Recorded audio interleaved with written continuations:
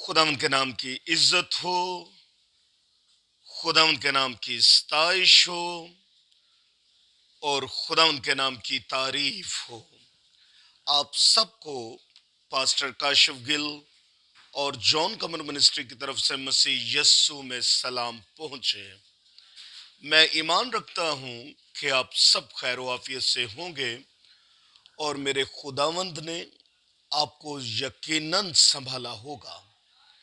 आज का जो टॉपिक है बहुत खूबसूरत है, क्योंकि आज हम 8 मुबारकबादियों के बारे में वन बाय वन सीखेंगे।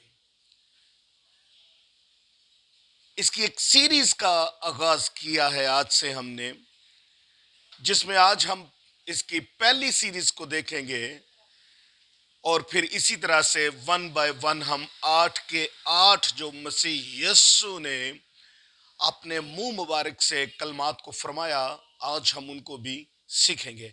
खुदावंद के कलाम में से मत्ती रसूल की अंजील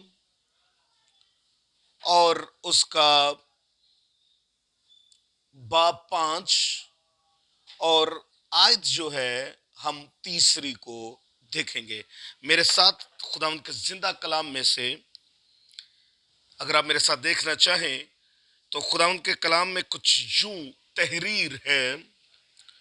मुबारक है वो जो दिल के गरीब हैं, क्योंकि आसमान की बादशाही उन ही की है। खुदावंद के पाक कलाम के पढ़े, सुने और समझे जाने पर खुदावंद की बरकत हो।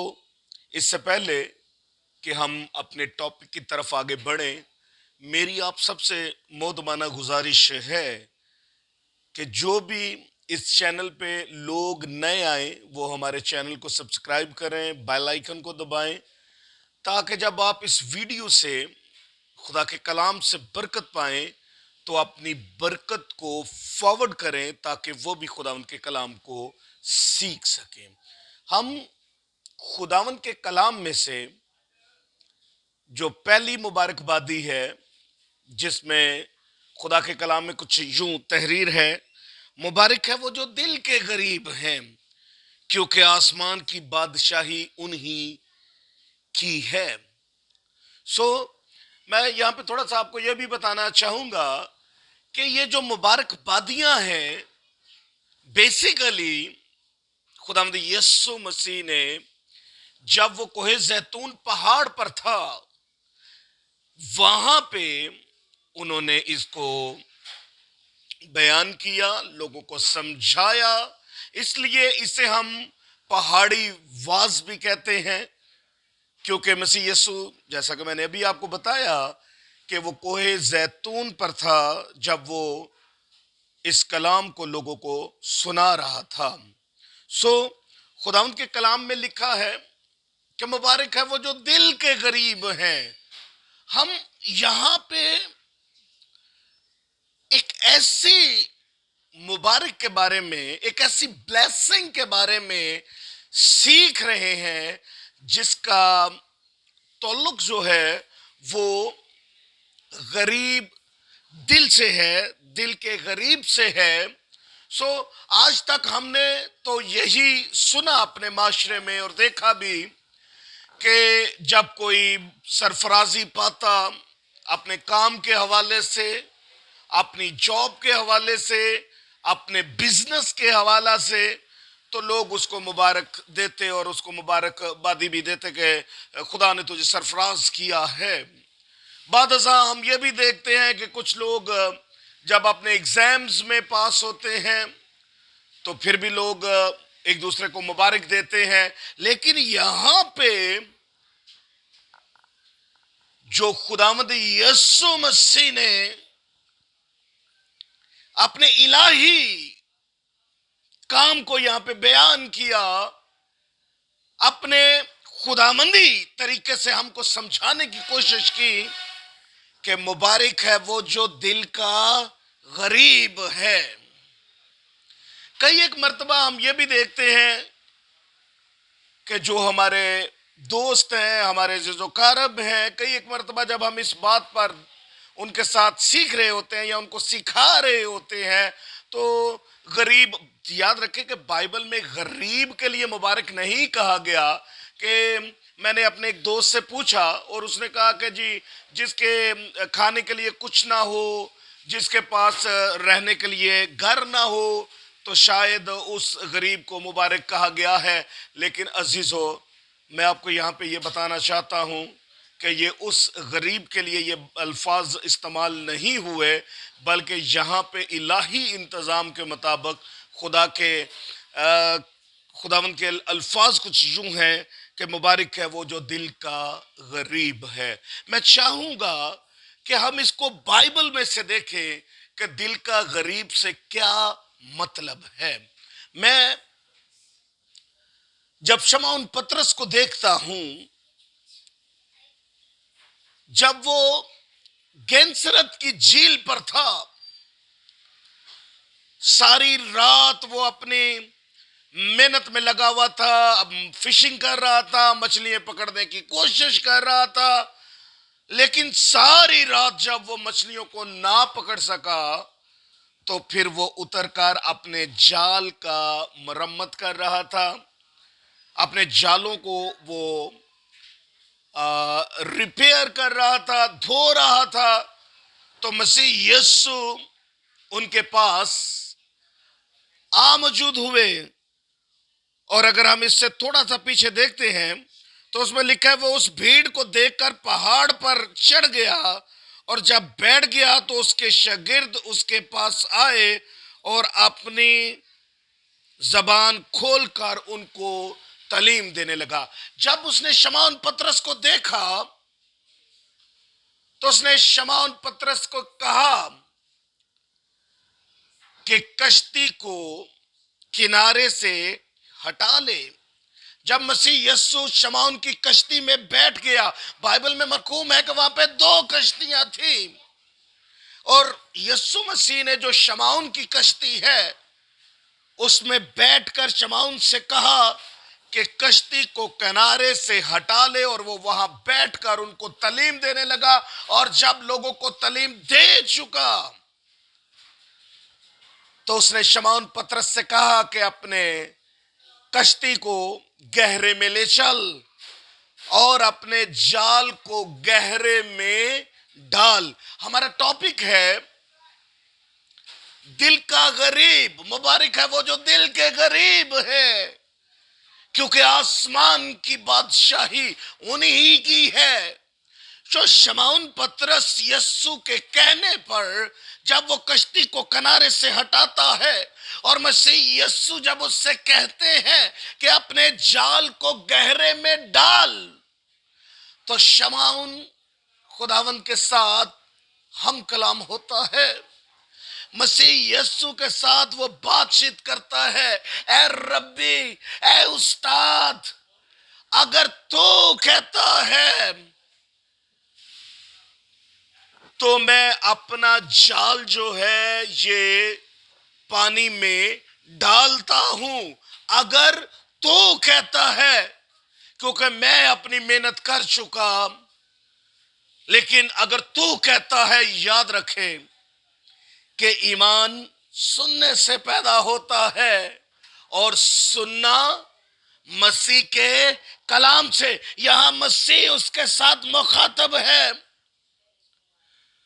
اس نے شمعون سے کہا کہ پانی میں جال کو ڈال. اس نے کہا خداوند اگر تو کہتا ہے تو میں اپنا جال پانی میں ڈال دیتا ہوں. اور بعد ازاں ہم اس میں دیکھتے ہیں، خدا کے کلام میں مرقوم ہے کہ اتنی مچھلیاں اس کے جال میں آ گئی کہ وہ اس جال کو کھینچنے سے قاصر تھا. میں کئی ایک مرتبہ اپنے دوستوں سے جب بات کرتا ہوں تو میں ان سے کئی دفعہ یہ بھی کہتا ہوں کہ دیکھیں، جب مسیح یسو اس کشتی پر بیٹھے ہوئے تھے اور جب انہوں نے یہ فرمایا ہوگا کہ اپنا جال جو ہے وہ پانی میں ڈال تو وہ ساری مچھلیاں جو ہیں میرے اور آپ کے زندگی بخشنے والے خدا کی آواز پر لبیک ہوگی. وہ مسیح یسو کی آواز کو سن کر ہر ایک مچھلی کا خواہش ہوگی کہ وہ یسوع مسیح کے کہنے پر اس جال میں چلی جائے. لیکن ہم یہاں پہ یہ دیکھتے ہیں کہ جب وہ اس کو مچھلیوں کی کثرت سے کھینچ نہ سکا تو اس نے مسیح یسوع کے قدموں میں گر کر اقرار کیا. آئیے میرے ساتھ خداوند کے کلام میں سے لوکا طبیب کی معرفت لکھا گیا خداوند یسوع مسیح کا انجیلی بیان اور اس کا 5واں باب اور اس کی 8ویں آیت کو ہم دیکھتے ہیں.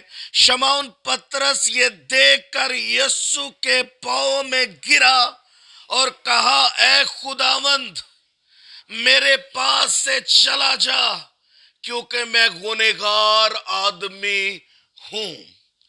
پترس نے جب یہ ماجرا دیکھا کہ میں تو اپنی محنت کر چکا تھا لیکن زندگی کے مالک کے کہنے پر جب میں نے جال کو ڈالا اور اس کو وہ مچھلیوں کو اس کی کثرت کے سبب سے نہ کھینچ سکا تو اس نے روحانی اعتبار سے یہ دیکھا کہ میں اس کے لائق نہیں اور اسی لیے مسیح یسوع کے قدموں میں گرا اور اقرار کیا کہ میں گنہگار شخص ہوں.